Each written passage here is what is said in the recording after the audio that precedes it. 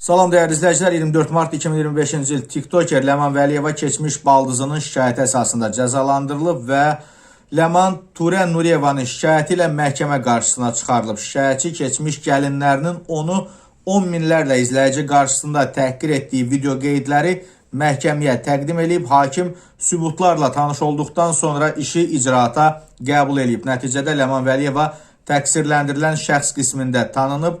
Turen Nuriyeva ifadəsində deyib ki, Ləman canlı yayımda ona və ailə üzvlərinə qarşı nalayiq ifadələr işlədi.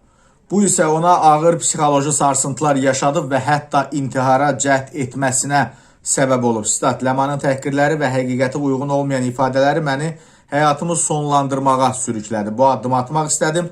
Evdəkilər məni son anda xilas etdilər. 2 gün reanimasiyada qaldım. Hazırda bu faktla bağlı Sabunçu rayon prokurorluğunda araşdırma aparılır. Keçmiş baldızı məhkəmədən Ləmanın qanunun icazə verdiyi müddəti azadlıqdan məhrum edilməsini xahiş edib. Ləman özü isə məhkəmədə ittihamları qismən qəbul edib, o baldızı və qaynanasına qarşı nalayiq ifadələr işlətdiyini etiraf edərək bunun keçmiş ailəsinə olan kinindən qaynaqlandığını deyib. O, himayəsində azyaşlı övladının olduğunu əsas gətirərək barəsində yüngül cəza təyin edilməsini xahiş edib. Hakim şahidləri dinlədikdən və təqdim olunan video görüntüləri izlədikdən sonra hökmü elan edib. Hökmə əsasən Ləman Vəliyeva Cinayət Məcəlləsinin 148-ci təhqir maddəsi ilə təqsirli bilinib, lakin ona həbs deyil, 480 saat ictimai işlər cəzası verilib. Əlavə olaraq onun üzərinə ictimai işlərin yerinə yetirildiyi yerlərdə elektron nəzarət vasitəsi gəzdirmək öhdəliyi də